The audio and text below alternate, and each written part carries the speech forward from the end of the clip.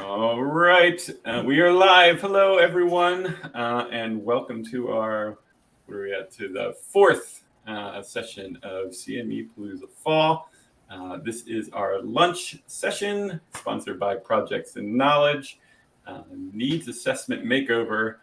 Um, our moderator today will be Robert Stern, CEO and President of Projects in Knowledge. Before I turn things over to him, though, of course, I always have our opening slides, everyone's favorite part, the reading of the sponsors.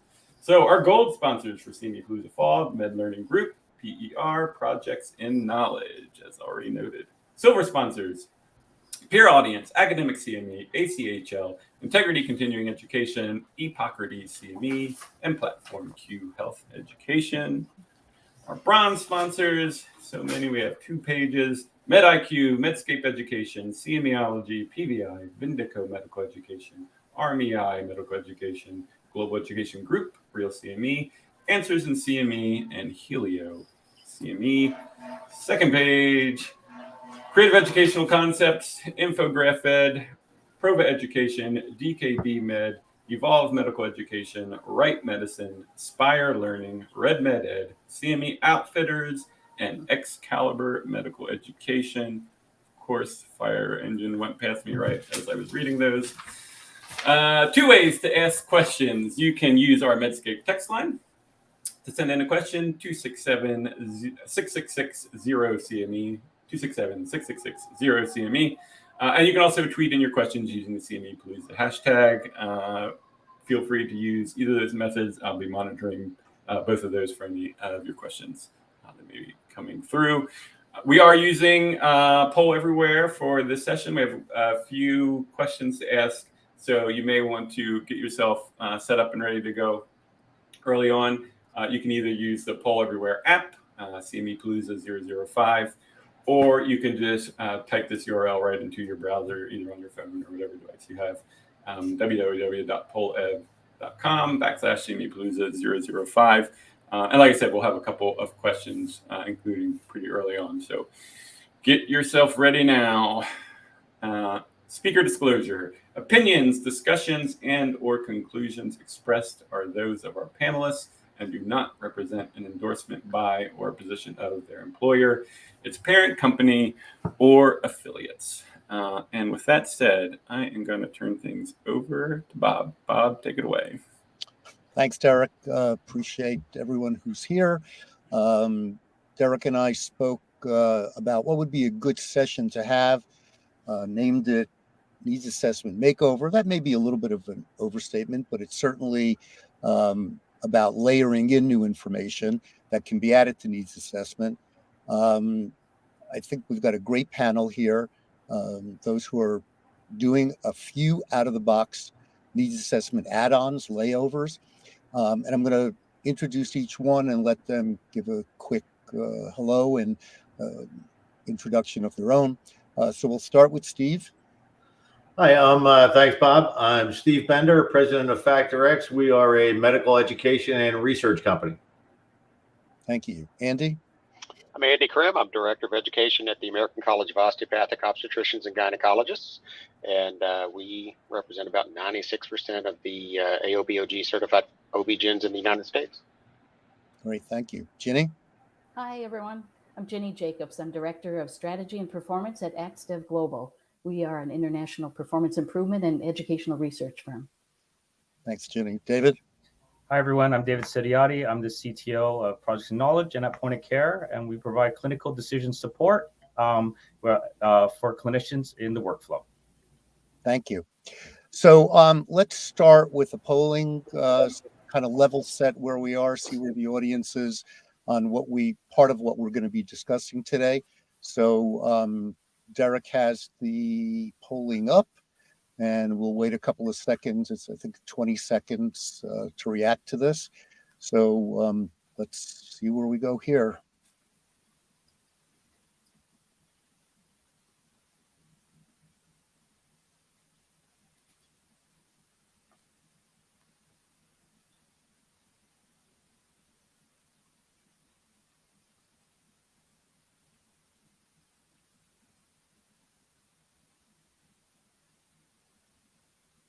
Okay, great. Okay, I think that gives us a little bit of a lay of the land on that.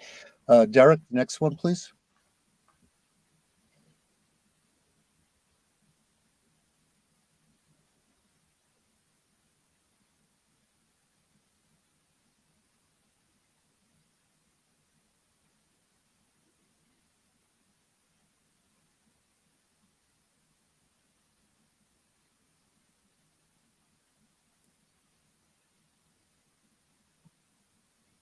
Okay, interesting. Yeah, very interesting. I think gives our panelists a little bit of a snapshot of what's going on out there. So thank you, Derek, for that. I think we've got that. And now, so we'll start with, so the way this is going to work is each of the panelists will present. We'll have an internal discussion with some questions after each presentation. Welcome, of course, the audience questions so we can add that to the discussion. And we're going to start with Steve Bender. Thank you, Bob. So FactorX has been using claims data to validate needs assessments since 2008. And while using the database to its fullest is probably the best example I'm going to share today, there are also some extremely cost-effective components of the claims data, and dare I say even some free aspects that can help us in our needs assessment builds. So we don't own any databases, nor do we have any exclusive relationships with any particular claims organizations, since in our experience, there isn't really one database or EMR system that can answer everything, really all the questions that we're typically looking to answer. So we choose the most appropriate data source based on the solutions that we're trying to identify for each initiative. A great example of an extremely cost-efficient use of data was actually free in this instance, is where we responded to an RFP that identified and described the target audience. But when we looked at the clinicians driving the majority of the treatments for this patient population in the claims data, we saw that 45% of the patient treatments were being driven by a specialty not listed in the target audience of the RFP. So we described this in our response to the RFP and incorporated a supplemental audience generation campaign to make sure that we took the education to those providers who are driving 45% of the patient treatments, and we were awarded the RFP. So that was just something that was just an easy incorporation into our proposal, into the needs. We've also been incorporating the patient's voice into our presentations and curricula since 2008. And in the last few years, we've created relationships with patient-facing organizations to gain access to pools of patients with various medical conditions. So we now have the ability to survey certain patient populations to capture their personal experiences, which can help validate a portion of your needs assessment or inform the content of an activity, patient education, help arm clinicians with potential patient concerns so that their future provider-patient communications can be more productive moving forward. Next slide, please. Thank you. So for initiatives that include validating the needs assessment through an objective source, be it claims, EMR, or chart polls, I'd always recommend that we be able to use that same source on the back end for supplemental audience generation and or outcomes measures. So for example, if we're just using claims or EMR to validate the needs assessment, but don't have a mechanism in place to be able to invite those same clinicians to participate in the activities and measure them through your outcomes, then I think we're kind of probably just going through the motions and checking that box. I think I would always recommend that there be some mechanism in place to be able to invite the clinicians used to develop the needs assessment into the activities. But a little caveat, don't let that be your sole source of audience generation. Because I've seen that fail and I've failed myself. So I think it's always still better to partner with one of the larger distribution platforms to drive the bulk of your learners and then supplement that with anything that you're able to do from an objective source that you maybe use for your needs assessment. Next slide, please. So our most complete example is in rheumatoid arthritis. Since identification of rheumatoid arthritis is critically important in the first 2 years of disease onset, where the new medications can really have their greatest impact on reducing joint damage and joint replacement. So we use claims to identify the PCPs who are in the greatest need for the education based on their current practice patterns and patient profiles. We use the National Scope medical claims database that's reflective of the practice and prescription patterns of more than 870,000 clinicians across the U.S. across all specialties. And then we started to layer in our selection criteria to identify the learners with the needs that our education was going to address. So this strategy also allowed us to identify patient populations under the clinician's care to help identify our patient population. So our first set of criteria here, what you see here is you had to be a primary care provider. You had to have made fewer than 7 diagnoses of RA over the last 14 months. You also had to have under your care the highest percentage of female patients aged 25 to 55 and or males 50 to 55, which is known as the RA hot zone. None of those patients, by the way, had been diagnosed with RA yet. These clinicians also had the lowest shared patient rates with rheumatologists, meaning that they were referring at the lowest frequencies compared to their peers in the database. Next transition, please. So we were able to boil that database from 870,000 clinicians down to 61,000 primary care providers that met our selection criteria. And here you see the breakdown. Next bullet, please. So we talk about identifying a patient population. Those 61,000 providers managed 17.7 million patients living at higher risk for RA, none of whom had received a prior diagnosis for RA. Next bullet, please. So from an outcomes perspective, we had 2 different learner groups, targeted and non-targeted.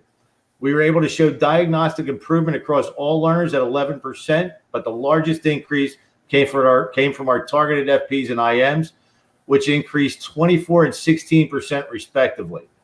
And when you think about it, those results make perfect sense because those clinicians were in the perfect position to impact patient care based on their practice patterns and their current patient profiles.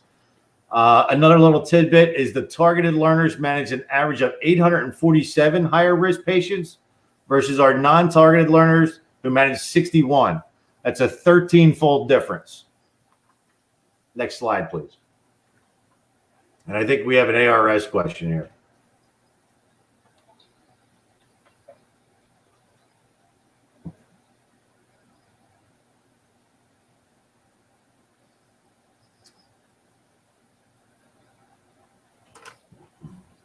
Catch my breath.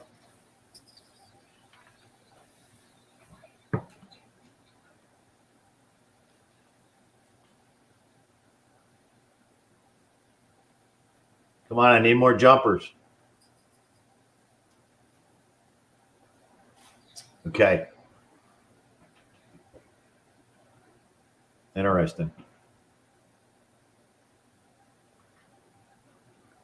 So this is a nutrition table from a claims-based patient journey. And in searching the prior literature while we were developing our needs assessment on the delayed diagnosis of endometriosis patients, which showed a delayed diagnosis of up to 7 years. So we developed a research grant request to examine claims data to follow as many endometriosis patients as possible for their entire journey, to not only determine the timing around their delayed diagnosis, but also shed some light on the specialists that they interacted with prior to their condition being confirmed via surgery. The number of times they met with those clinicians, their places of service, most frequently prescribed therapies, pre and post-op cost, and a variety of other measures. So for this analysis, we were interested in following the patients for as long as possible. And we also wanted access to their lab tests and results. So we didn't use that claims data that we used in the last sample. We used an employer's database.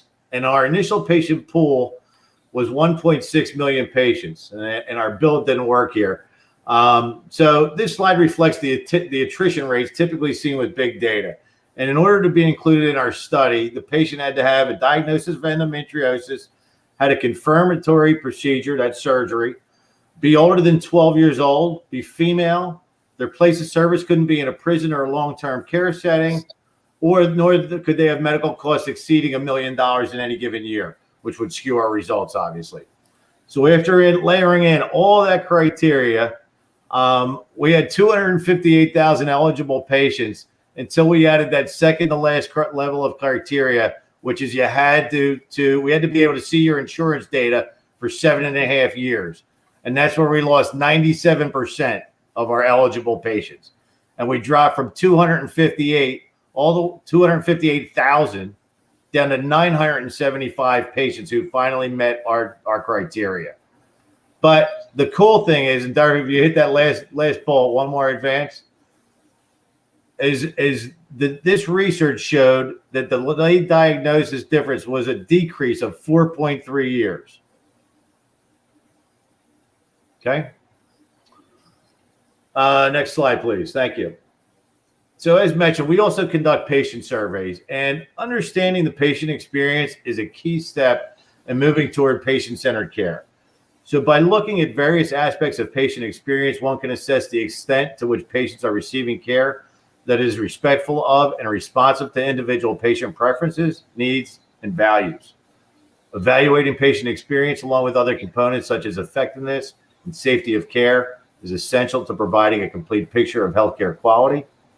And so here's a quick snippet of some data captured in a survey identifying RA and IBD patients' current awareness and exposure to both biologics and biosims.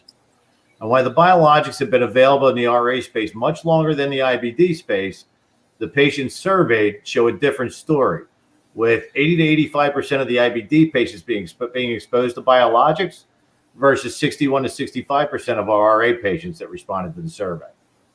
And then we see a similar story as it relates to the biosim exposure. Next slide, please.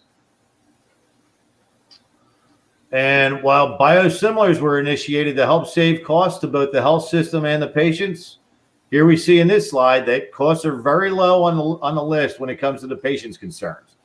So the patients are much more concerned with side effects and safety issues and not cost, at least as it relates to biosims.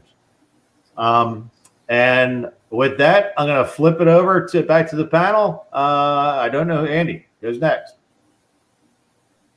Well, I think before we go to Andy, I'd like to have the panel perhaps follow up with you, Steve, Sure. on a couple of questions. And if there are any questions from the audience, be a good time to have it come in. I think I'll start, if that's okay.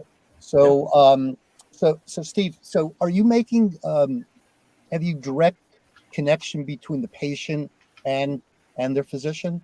Are you able to correlate that journey? We are in the process of trying to do that. Okay. So yes, that is on our radar screen. We have a very, very large project in the atopic dermatitis space with our partner, the National Eczema Association, and it's a long project. But by reporting or receiving their patient-reported outcomes, we're asking their patients to identify their providers so that we can try and tie back their positive patient or negative patient-reported outcomes back to any participants of the initiative. That's great. And what's the time period for that? Ongoing.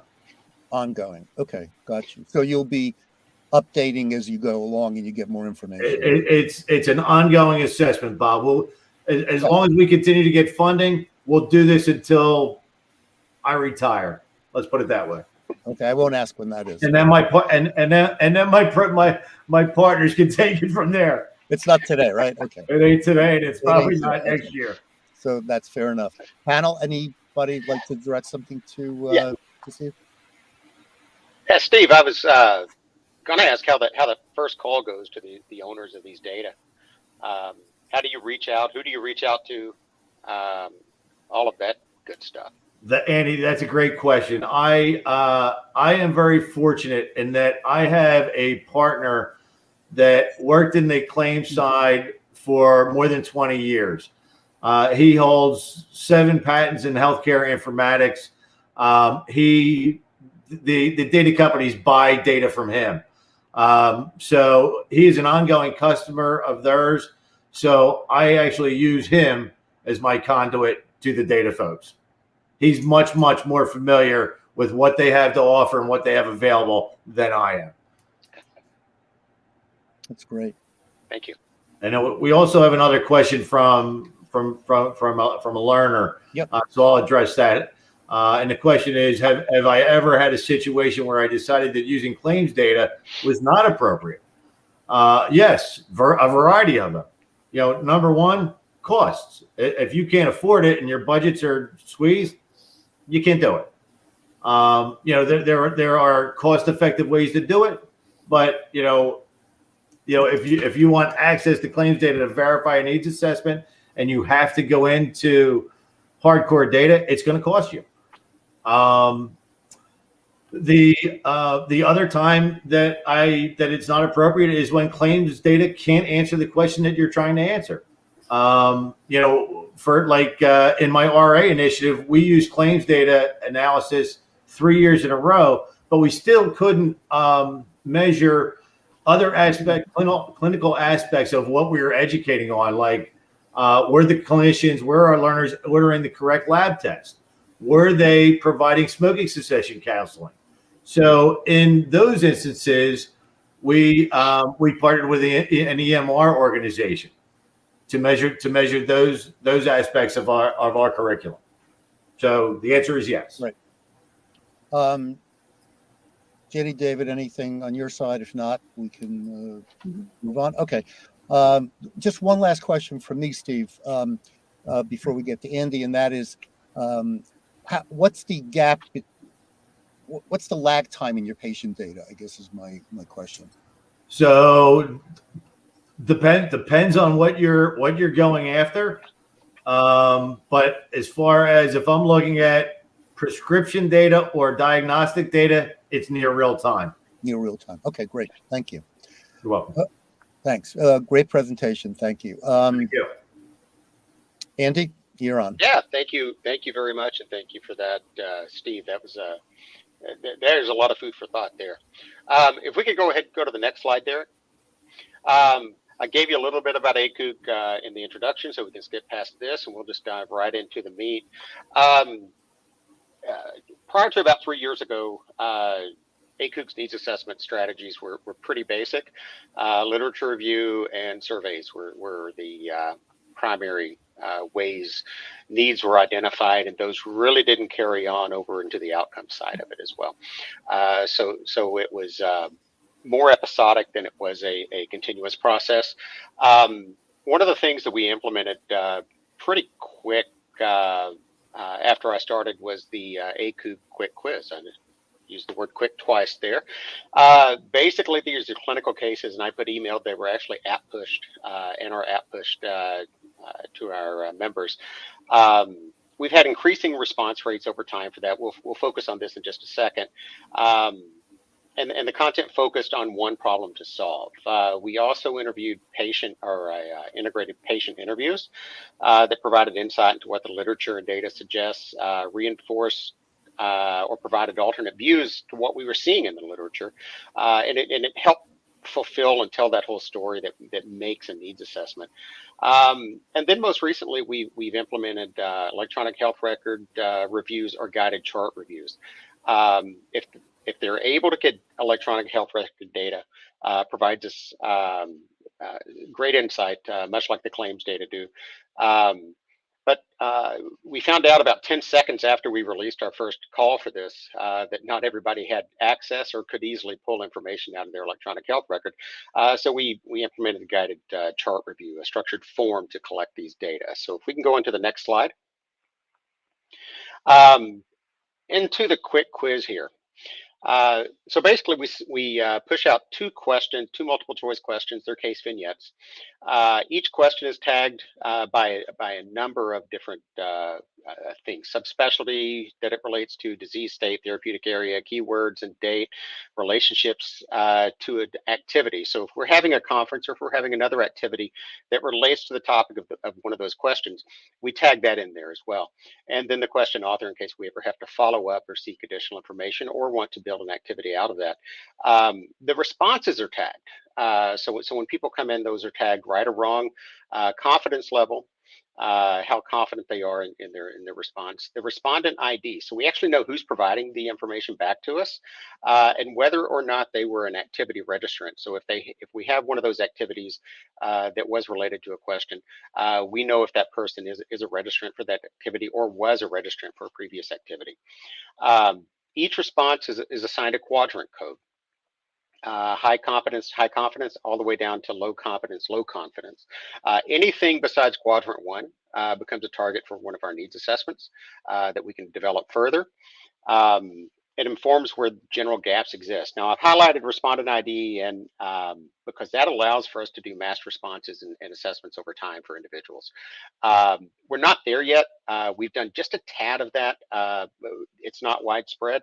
It requires a larger investment in data systems that we just haven't made at this point, but we're getting there. This is, in addition to needs assessments that we use this for, this is great for activity level outcomes for us as well. Next slide, please. Now, this has been probably the most fun and rewarding part, and I use fun carefully because of some of the sensitive nature of the content that we interview patients on. We interview patients for our needs assessments, and we use those interviews for content development as well. So we put a call out to our and this is once we have an idea using a preliminary literature review and provider discussions to identify what we're looking for. We put a call out to our member forums and say, we're looking for a patient that fit these criteria. We'd like to talk to one of these patients or multiple of these patients that have these criteria. If you have a patient, please give them this information to reach out to us. 4 or 5 days, we have 4 or 5 patients to look at. The response is amazing. So we give them a call or do a Zoom, depending on the type of interaction. They're very eager to share their stories, especially once they realize that we're trying to help patients not experience some of the same things that they've experienced, or help physicians do them better. We interview them as a journalist would interview them. We let them talk. We ask follow-up questions. We let them tell their story, and then we use their story to support it with data to further build out those needs assessments. It really makes for a rich needs assessment. One of the most recent one that we did, it almost made me cry putting it together. I hate to say that, but it was the story was so moving and touching, and they were not the experience they had was before some of the more current therapies that might have helped them prevent what they were sharing. I won't go into too many details, but it was a very moving and touching story, and created just a wonderful needs assessment as well. And had that been funded, it would have made a wonderful bit of content too. So next slide, please. And finally, the electronic health records and guided chart reviews. We do this primarily during quality improvement activities, projects. We have done it a couple of times outside of a quality improvement activity when we're looking for specific measures to develop needs assessment. This can actually be used for outcomes as well. That's what we primarily use it as, but once we gather the data and analyze it, we write this into future needs assessment. We provide them the numerator, the denominator, the common numerator codes, anything that they would need to pull the data out of their system. And then if they can't access their system, we provide them a checkoff list with fill in the blanks. And we're looking for this. Does your patient exhibit this, show this, tell us this? We certainly don't look for patient identifiers in this, but we do look for as accurate information as we can get. Had a question on the previous slide, who is leading these patient provider interviews? Sometimes that has been me. I have a little bit of journalism training, not enough to be very good at it, but I'm learning every time I do this. Other times, sometimes it is a physician at trying to ask these right questions, but sometimes it's me. And it's a rewarding part of my job that I really like participating in. So those are the three really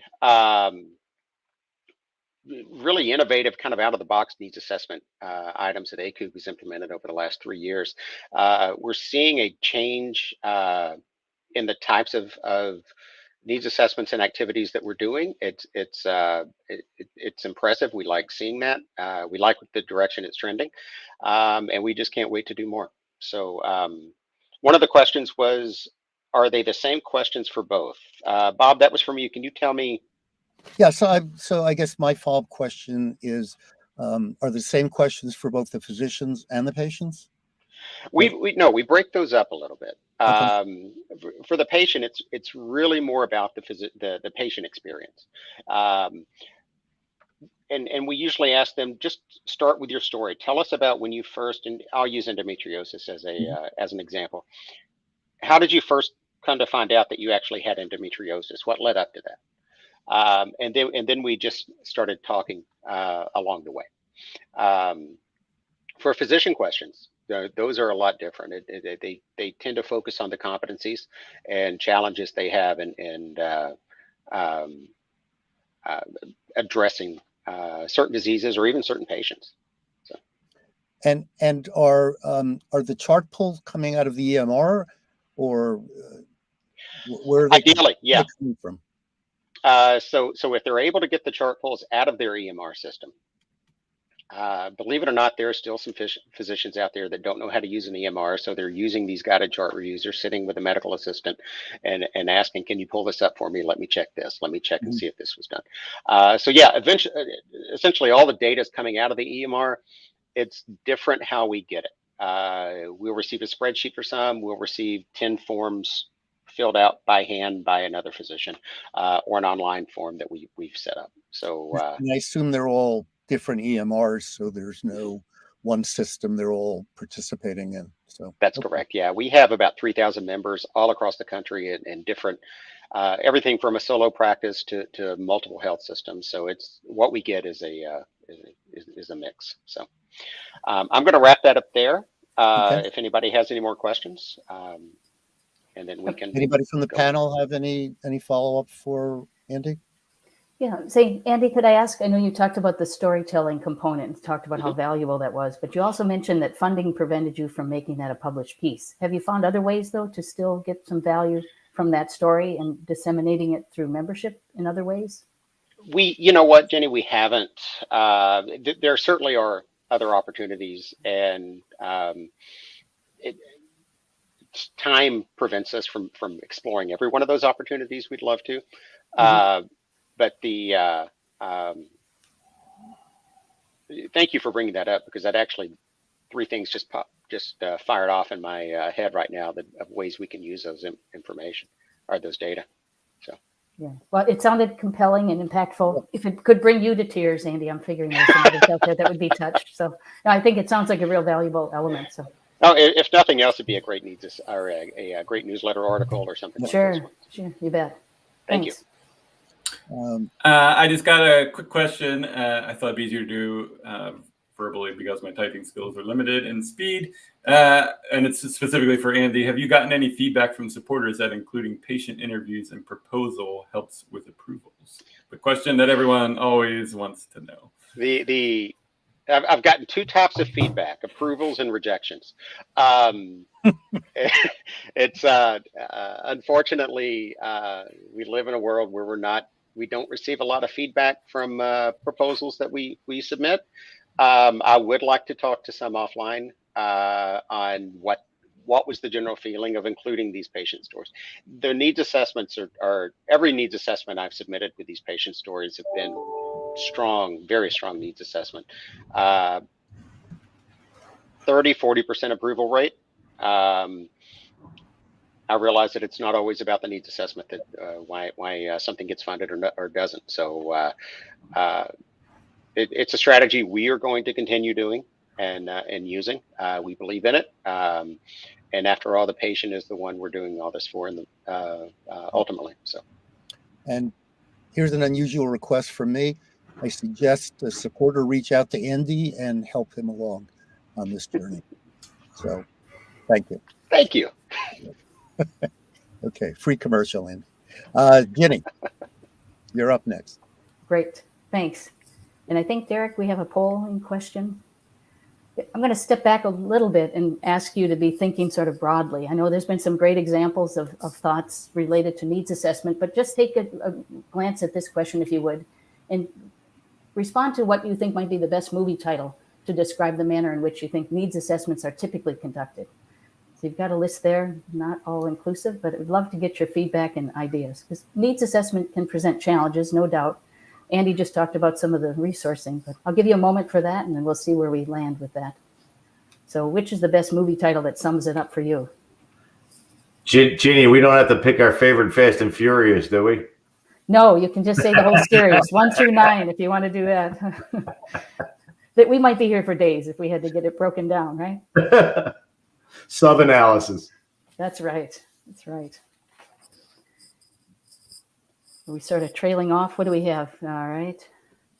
Curious sorts of responses. We'll come back and we'll talk a little bit more about that, but I just wanted to capture general themes. So as I mentioned, I'm going to step back and talk more generally. I mean, there's been some great sessions today. Even we often talk about CME and its role as a CME change agent of change.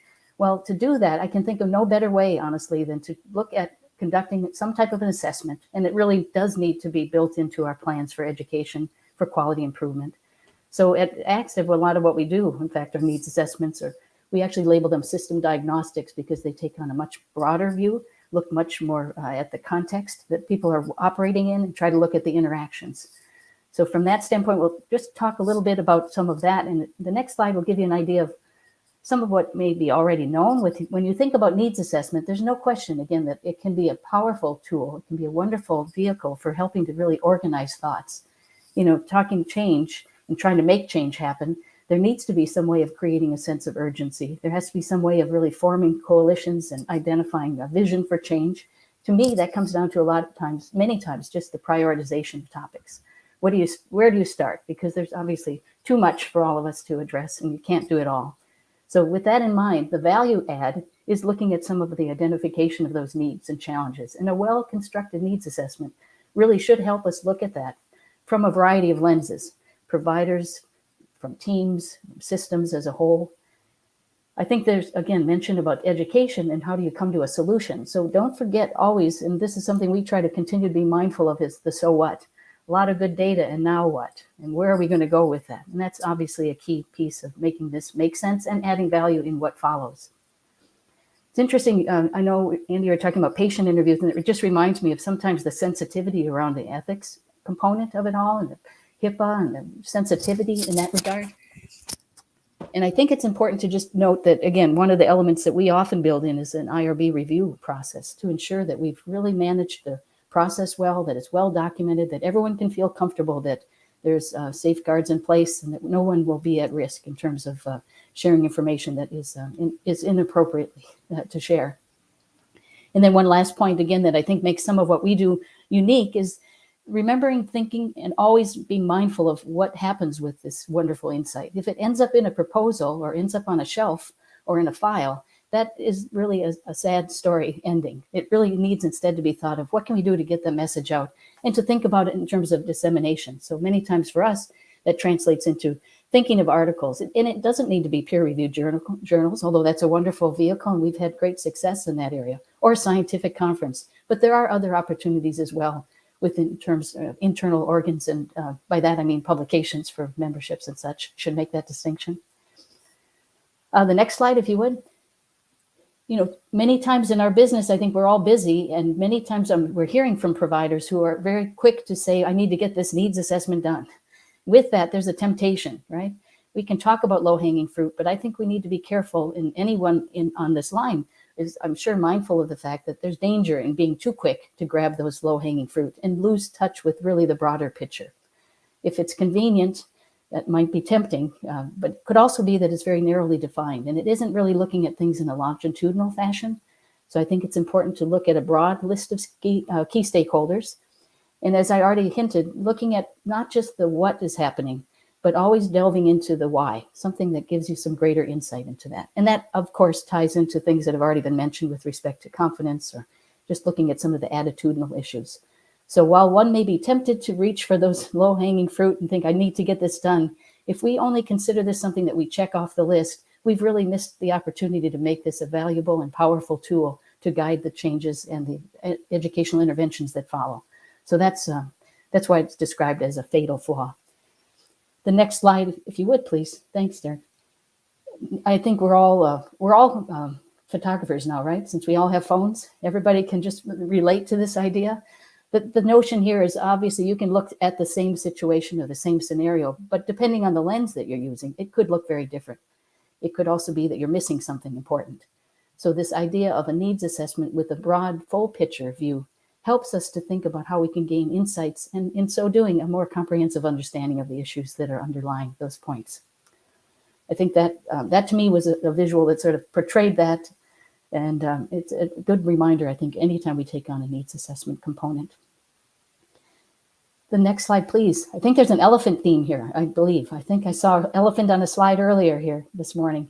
And I think it's a good analogy, it's a good metaphor, I should say. The point being that we can all look at the same scenario and come up with something that is maybe only a partial piece of the story.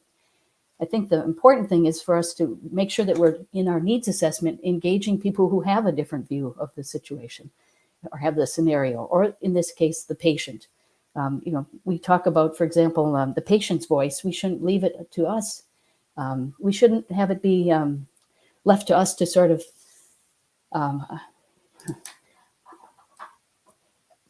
to try to interpret what someone else is thinking. So let's include them as one of the stakeholders. That's the key piece there. I do want to keep us moving, and I think the piece here, just in terms of the notion of broadening that lens, which I think is an important piece, that to me translates into looking at things in a manner that allows for multiple perspectives, that looks at the notion of the interactions between those stakeholders. If we keep all of this data and think of it in silos, we're really missing that opportunity to talk about collaborative team care. This idea of layers is important as well. If we're going to be change agents, again, going back to the prioritization, how do you assess that in a manner that you come up with some kind of a strategic plan when you're done that does guide what happens? You can't do it all, as has already been noted. So I think there's some dangers, looking at this here. I thought for sure Fast and Furious was going to be the winner, honestly. I think that, in the interest of tasks and getting it done, but it was interesting to see that actually Good, Bad, and the Ugly, I think, was the one that polled the highest level. That's interesting, because is that so bad if what we're including in a needs assessment is in fact a full perspective? It looks at matter of what's positive about the situation, what's working. We want to build on that in the spirit of appreciative inquiry, but looking as well at being candid, being relevant, and being honest about what is actually happening as well. So looking at those interdependencies. I thought there were some dangers in looking at something, for example, that is, when you talk about being clueless, not a way to go into any of this, but certainly being objective is important, no doubt. Book smart, I'll just make a mention about that. A lot of talk about literature reviews. You can go to the literature, but there's a delay for that matter. And from that standpoint, it's important that we look for other sources that are more timely, because we know what it takes to be published. In those instances, that may be data that has already been updated, and it's important to look at that. So literature reviews are important, but many times delayed. It cannot be the sole source for a needs assessment. The notion of banging the drum slowly, I think, is really about looking at things by themes and having some continuity. If you have projects that are building on each other, don't forget that it's a valuable piece to go back and look at what the language is that we used in the past. Look at those themes and carry those forward. The one last point I'll mention is on the matter of Gone with the Wind. We've got to imagine that there's got to be something that's sustainable. It'd be a shame, again, if in a puff of smoke things disappear or dissipate and we don't get the benefit of those insights. So I think that was the one element that I think was important. I'll just tell you, it's funny, you do something like this and then I started popping up with all sorts of other possibilities, other names. What would we like to think that this should be? How should we be describing needs assessment, the manner in which we conduct them? The Whole Wide World is a movie that's out there. I don't know how many have seen it, but that's interesting. It might be a thought. Quick Change is something Bill Murray can tell you more about, but doesn't that sort of attach to the kind of business that we're in terms of change? There's some notion of taking on the future, back to the future, but I'm not sure if that's good or where we want to be necessarily in that regard. But there's actually one that I thought was sort of interesting. Animated wolf film. Have you heard of Wings of Change? Doesn't that sort of sum up what we really can talk about a needs assessment being? So sort of thinking again, what do we do to help gather information in a meaningful, relevant way, in a timely fashion that still has depth to it, and that looks at how we can use it as a prioritization tool, something that really guides some of the strategy that follows. So I'd leave it at that. I know we have some more to cover, and David, I don't want to step on your toes any more than I have already with the time that remains, but really do appreciate the thoughts and look forward to any conversation that we can still fit into this hour. Okay. Thank you, Jenny. Appreciate it. Yeah, so we do have a couple of questions, but I think we're going to switch right over to David. And if we have some time at the very, very end, we'll take them. David, go ahead. Sure. Good afternoon, everyone, and thank you to everyone and the panel for everything that you've contributed and all the knowledge that you've shared here.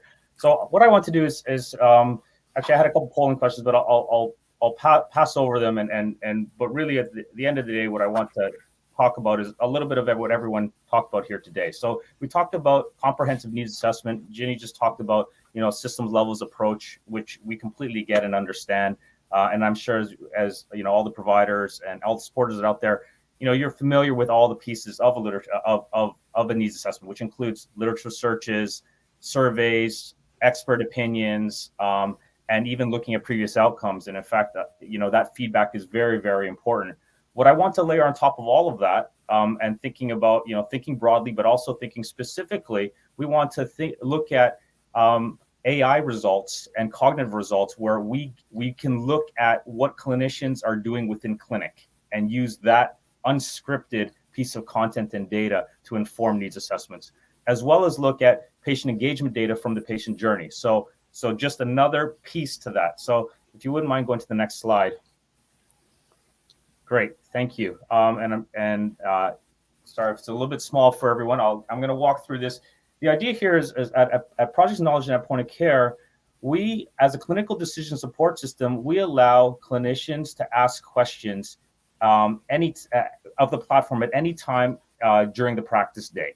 So this allows them to find important information, whether it's about evidence-based medicine, whether it's about clinical guidelines, whether it's about anything that involves something that has to do with caring and looking for and taking care of needs of their patients. So they can ask a clinical question using natural language and they can receive a response. So the interesting thing about all of this is it's happening unscripted. This is happening during the practice day by clinicians while they're performing their daily tasks. And as they ask the questions, we can take that information and we can respond back to the clinician with an answer from the content corpus, so from the CME content that we have. But we can also use that data to inform a needs assessment and inform us as providers and inform our supporters of what's happening with clinicians and where their needs might be. So as you can take a look at here, number one, we can take a look at the profile who's asking questions. So in this case, we're looking at a podcast series in immunotherapy, and we can see which physicians are asking questions, what the professions are, and which specialties. And we know who's looking at what. And we can see when they're asking the question. 66% asked it during the practice day. We can all furthermore break down the question using natural language. So we have something called natural language processing, which takes that question that they asked and breaks it into its intents. Was it about treatment? Was it about diagnosis? Was it about adverse events? Was it about a specific immunotherapy? Was it about a specific treatment in that immunotherapy that they're asking questions about? So that leads us to understand more what the needs are, from an unscripted way, as I mentioned before. And then we can take a look at the actual verbatim questions. So as you build the story, you can see, oh, they're asking about this. And they're asking about, in this case, PD1, PDL1.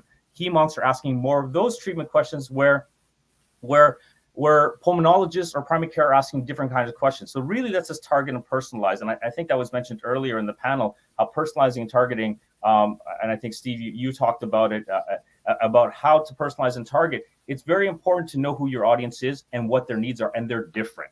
Everyone is different. Everyone has different needs. Furthermore, just breaking down what they do afterwards. So what happens next? That's a big question. Do they ask a follow-up question? Do they do more CME learning? Do they put it aside and come back later to do recurring learning? So all of that we constantly gather, and that forms our continuous needs assessment. Next slide, please. We can take that even further. So we can now map longitudinally how that learning engagement works. So this is done via chatbot. So they ask a question, and in this case, 15% of our users that engage ask 10 or more questions. That means that they're willing and ready to engage to find what they're looking for. And they can do it in the most convenient form possible for them, which is asking questions instead of having to dig through the data. So the neat part here is that we're going to get even deeper level data, deeper level engagement, deeper level data, which we can use as insights to really feed that needs assessment that we're talking about. And we can take all of that and layer that with the comprehensive needs assessment that is already taking place. So we know what questions he asked, which ones were immediately addressed, which ones weren't, which ones needed more deeper questions to really dig out what they were looking for. So a segue from this, and this is the clinician journey or the clinician practice day, we do the same thing on the patient side. So if I can get the next slide. This is us taking a look at our patient companion app. So we have patients, in this case, we partnered with the Multiple Sclerosis Association of America and their patients, 52,000 patients. And we're able to provide them with an app that allows them to track and manage their disease. The neat part about them tracking their disease is that this is something that they're going to do every day and allows us insights into their patient journey. And in this case, what we're looking at is we're looking at a disease-specific standardized questions, validated measure. And in this case, it's the bladder control scale. What we're able to do is through them answering these questions, and actually they're doing it to track their disease, we're also able to track it with them. So we're able to see how bladder control issues, let's say, has changed depending on the phenotype. So one phenotype of MS versus another phenotype of MS, we can help see the disease progression and take that information again and feed that into our needs assessment and our experts and past data. So again, as we saw earlier, thinking of systems level and thinking of what Steve mentioned, looking at claims data, we're able to do the same thing with this data set. So it's a different cut, a different look, a different perspective, but able to look longitudinally and see how feedback through needs assessment, through learning, can help change what's happening, in this case, on the patient journey. Next slide, please. Not only can we do it for structured data like we showed you previously, but we can also do it for ad hoc data pulls. So very much like the surveys that have been talked about, we can do the same type of surveys into that patient population. And it's great, one, because there's a relationship forming with these patients. We're in their journey, we're in the clinician's journey, and now we can ask questions, very poignant questions, in this case, about COVID-19 and comorbidities with MS. So able to ask them questions and you again use this data to be reactive to what's happening with patients' needs. So just to summarize, able to take all of this as extra layers on a comprehensive needs assessment and to really use the arrows of feedback back and forth between clinicians, patients, and of course, us as providers and the supporters out there to help understand and provide the support needed to provide the best education possible for our learning healthcare system. Thank you, David. That was great. So we only have a few minutes left. We did have a few quick questions, but I think we're going to skip them at the moment. And perhaps Derek could put up the last polling questions. Yeah, give me 1 second, Bob. I need to skip over a couple here since we didn't do David's. Yep. That one. More. Hold on.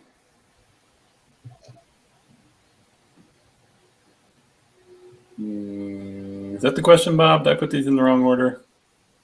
No, that's good. Okay. Let's go with it. I think this was my question. Yeah, this was David's question. Yeah. We got a minute or so we can get this question answered. We can do that one, and then I'll finish up. I think I put these in the wrong order. Sorry about that. No problem. David, I really liked your point about linking needs assessments and outcomes and carrying data on to other activities. So many times I see that outcomes plans and needs assessments are created in silos, and never the two shall meet. And then when a project's over, the data dies, or the learnings from the activity die. That just because the funding ends or the activity ends doesn't mean the value of that data goes away. So I appreciate you talking about both of those.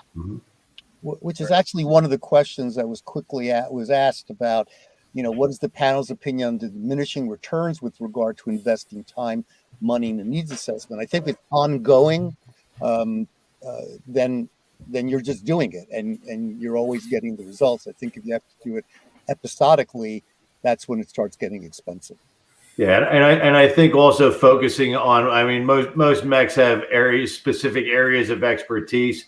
So I think applying some of these principles in those areas makes some sense. That disease states that you're going to stay in for quite some time. Yep. Right. And to add to that, I think leveraging all the data and all the data that's already been accumulated and using the feedback, I think that's important. You don't want the data to die. You want to be able to leverage it and have it live. And I think that's the whole idea of this longitudinal piece and the system levels approach. And I think as we get better, I mean, the idea is that, you can have dynamic responses to anything that's going on in the changing landscape. And that's where we want to get to as we evolve into this learning healthcare ecosystem. Thanks, David. Thank you, everybody. Steve, Ginny, Andy. Really appreciate this. Time went faster than I thought it was going to go. Derek, thanks for pacing us, and appreciate being a part of this. Thanks, everybody. Have a good day. Sure. Yeah. And thanks a lot, everyone. Great discussion. A lot of good feedback from the audience. So that was really great. Let me go over my last two slides here really quickly. Thanks for everyone for joining us. If you have a moment, you can take our survey. It's right there on the live tab. There's a link that you can click and take. Just a couple questions. Won't take too long. And then our next session of the day is, which one is the next? Oh, What's My Line? The CME Palooza edition. So you can click on the link for that and join Scott and the rest of the panel at the top of the hour. So thanks, everyone. And we'll see you all soon. Take care. Thank you. Thank you.